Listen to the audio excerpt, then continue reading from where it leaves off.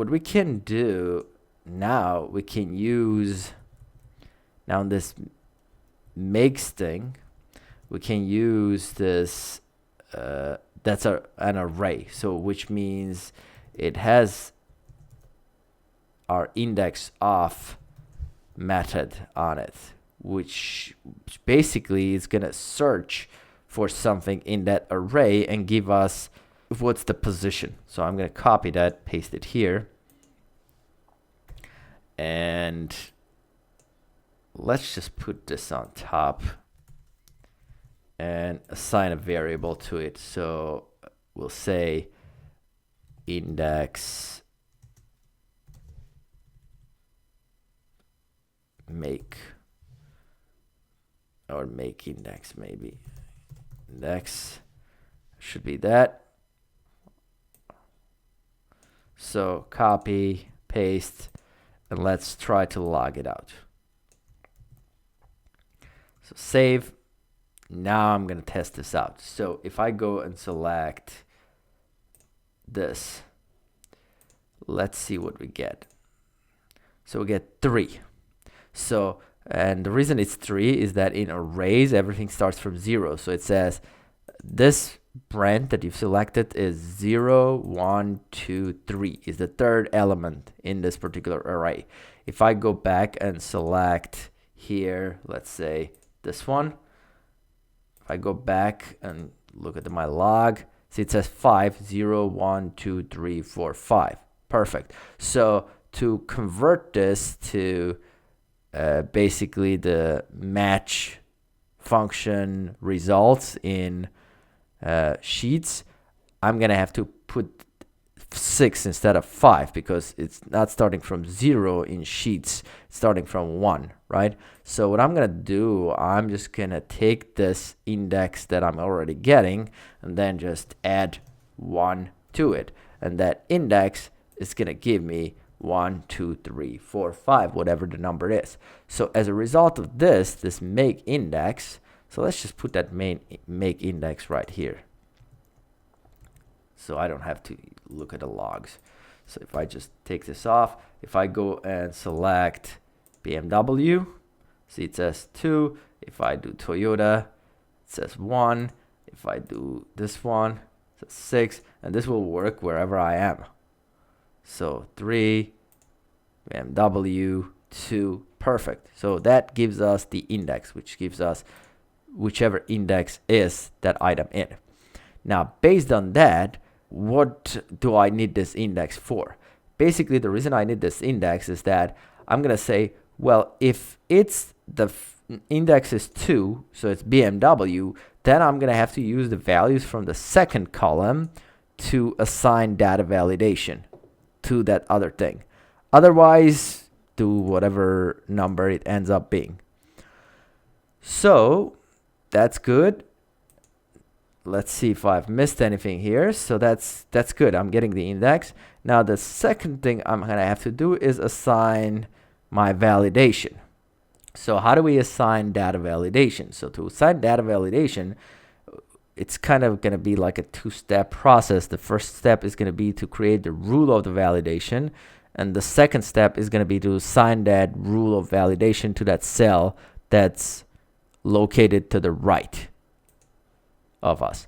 So let's first of all create that rule of validation. I don't need this anymore because we know already what it's doing. So let's create our validation rule. So if I go to my spreadsheet app and I have new data validation on that, and let's see what methods we had here. Required equals, not equal to, before and after. We don't want the formula, which is like a true or false type of thing. Now what we want to do is we want to assign validation that is a range. Value in range. So that's what we're looking for. So it has to do this value in range method. Although we could have used this value in list, I guess, as well. I'm kind of not sure which one I should do. So I guess I'll do value in range. That's fine. Could make it work with both. So require value in range, right? And basically here I have to do the range that I have to select for that validation. Now that range is gonna come from my data spreadsheet. So let's just create first a variable. We'll call it validation range equals 2, and that validation is going to come from our data spreadsheet, and we're going to get range from that spreadsheet, and that's going to be again this full reference. So it's going to start from the third row. The column that we're gonna have to choose is gonna be the index column, which is whatever column we find.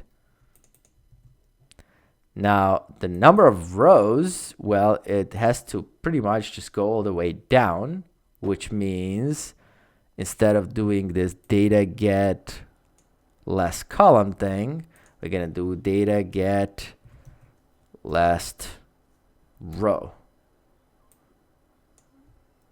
Cut that, number of rows, and finally the number of columns is gonna be, well, I don't need that. I should just probably skip that. So it's just gonna be that column. So there we go. That's gonna be the range. Now we're gonna take that range and assign it for our data validation.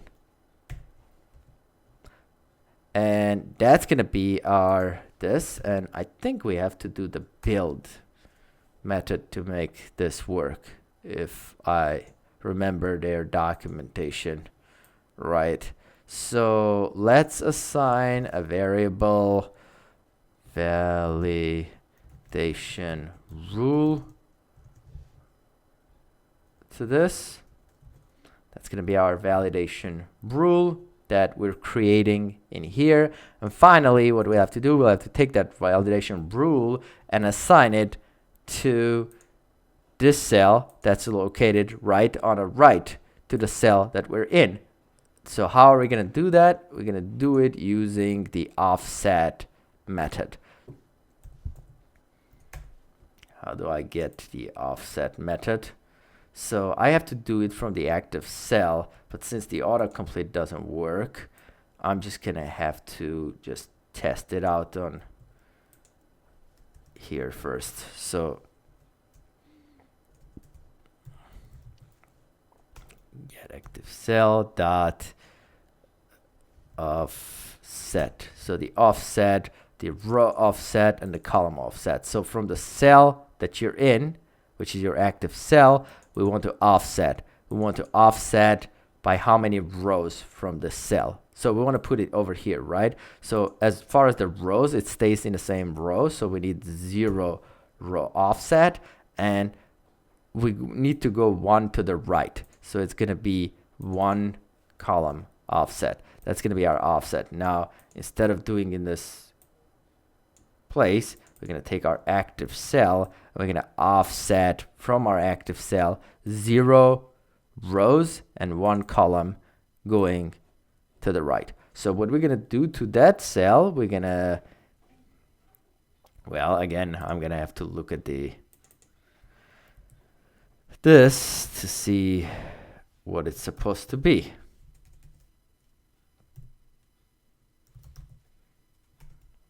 So get offset 0 and 1. So let's see what are the methods that we have on this. So we should have something like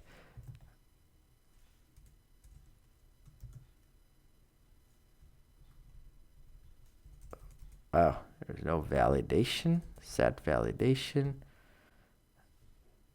Oh, it said data validation. It's not set validation. Interesting. So we need to set data validation rule. So that's going to be our set data validation rule.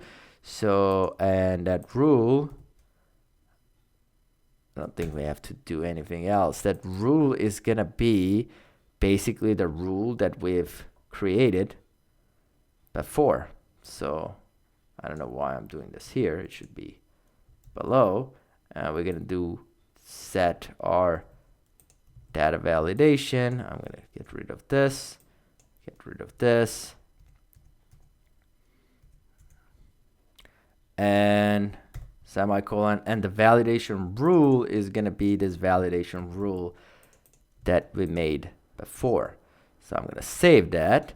Now I don't need this. That was my test. I'll just keep it as a comment for now. Now let's see how this works out. That might be pretty much what we need to do to make this happen.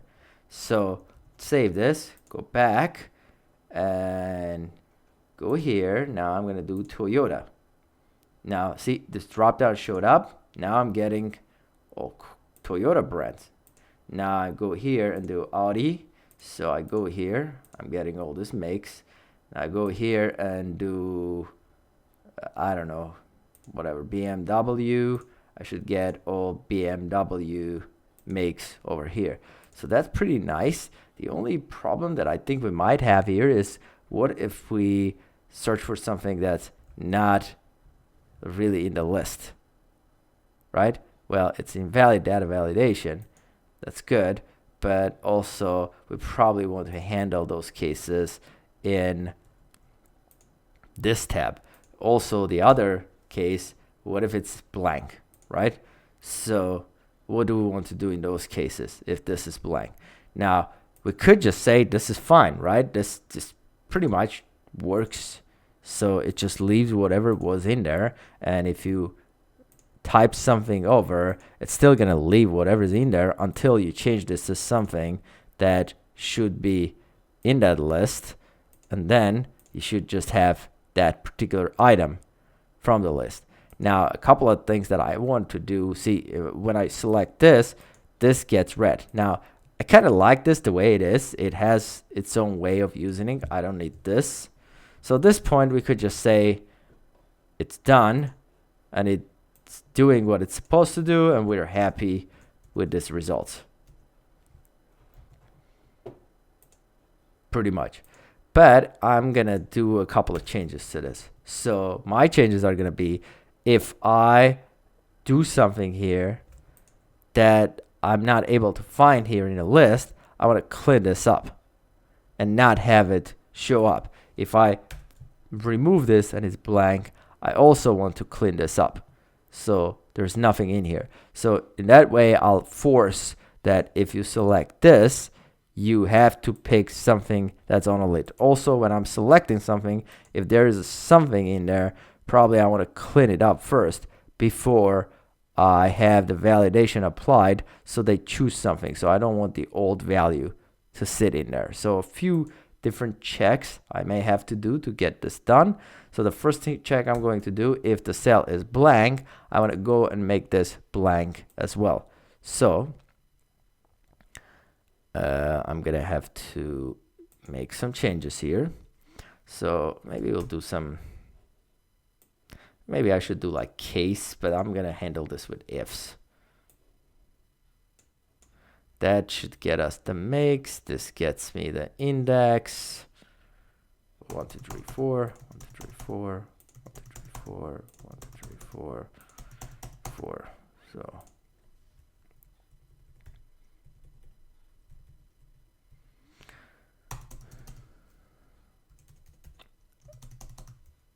okay, so that's our if statement. So the first if statement I'm gonna do, I'm gonna make sure the cell isn't blank. So let's see, is there a method? There is. If it's blank, then what we want to do,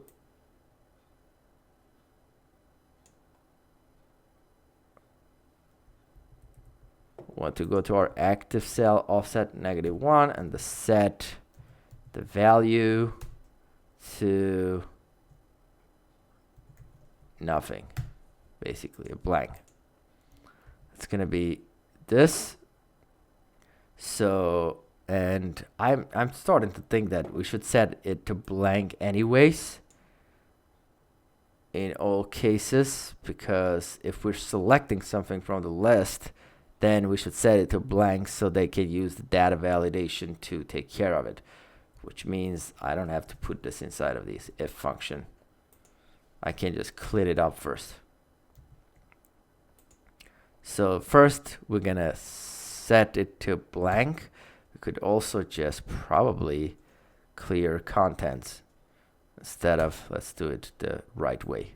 We're gonna clear content from that particular cell to the right first. And then we're gonna do the rest. So let's just see how this works for right now. So save this, go back. Okay, so if we go here and set to this, we're gonna select that. Now if this is blank, see, that clears it. Still leaves the data validation, which probably shouldn't be there. So what if we just do, instead of clear content, just clear? Does clear remove data validation too or not? That's what I'm curious about. So that's that. Let's remove this. Go back. Apparently it does not remove data validation. So in that case, I guess we'll do clear. Oh, there's clear data validation. Look at that. That's nice. Validations. Interesting. Anyway, so for now, clear contents.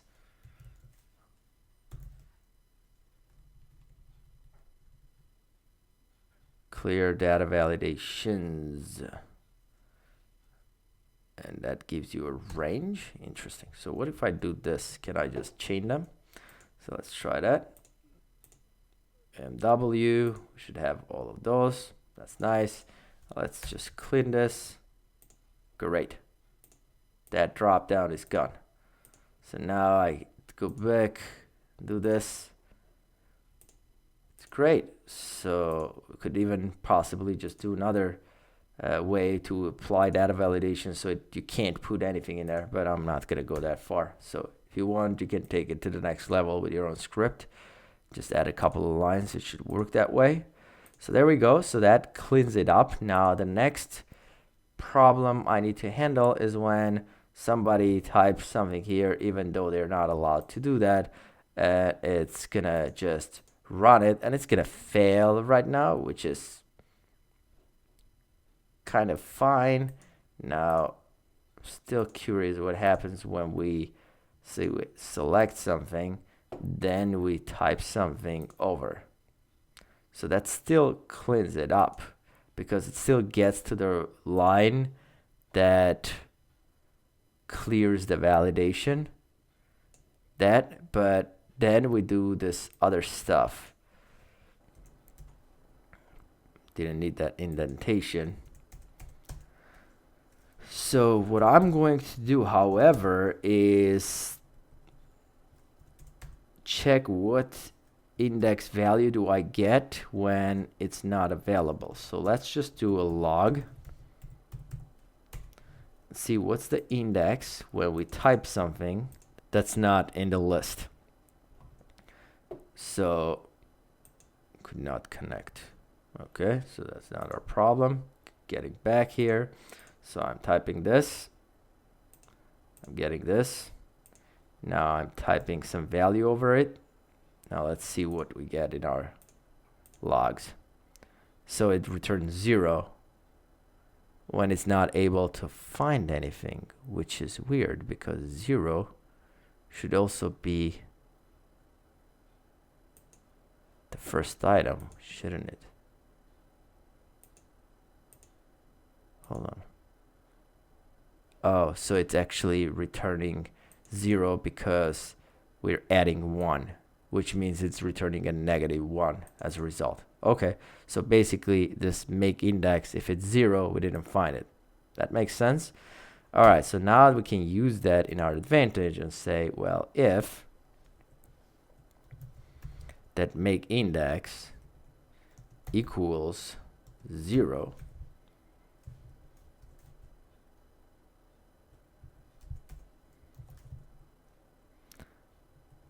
only in that case we want to run, well, maybe we should say if not equals to 0, not equals to 0, but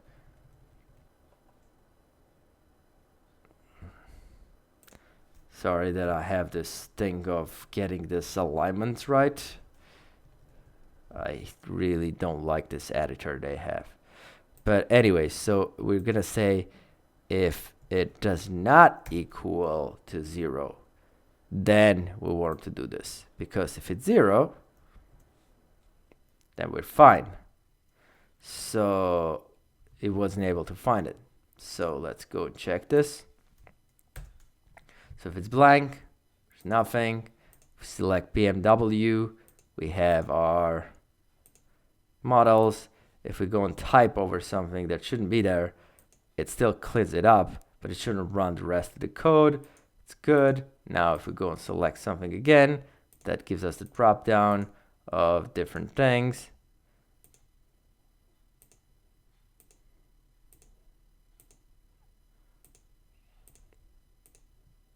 Just test this. And that works just fine. So that would be our validation list. So let's see. There we have it. That should work. So now we have our validation lists, drop down, and now you can have the whole column. And this should work with new additions just dynamically. So if I decide I'm adding a new brand, so let's say, what are we adding? I don't know. Okay. Just type something that's the same thing as this pretty much, but it's good enough. So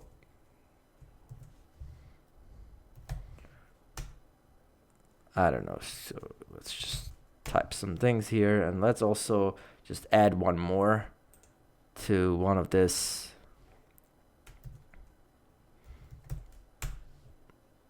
Other brands, so we see this works. So now we should have this new option, and we should see these and this as well. So I'm gonna go back here, check it out. So there we go. So there are options, and if I go back and select, I hate how this drop downs work in this sheets, but we can't change that for the time being. There we are. So that's our options. So everything works without changing a thing. So we can just add new brands, new models, and it will just work with no issues. Now, the only possible changes you might want to do to this, maybe put this list tab name in like a variable on top. And again, some things could be made more user-friendly for somebody trying to use the script, but that should take care of the overall. So that's how you can make dynamic drop-downs. All right, I think that's enough for all the drop-down videos, and this should be a nice addition to app scripts as well. Thanks for watching. Please subscribe, and I'll see you in the next video.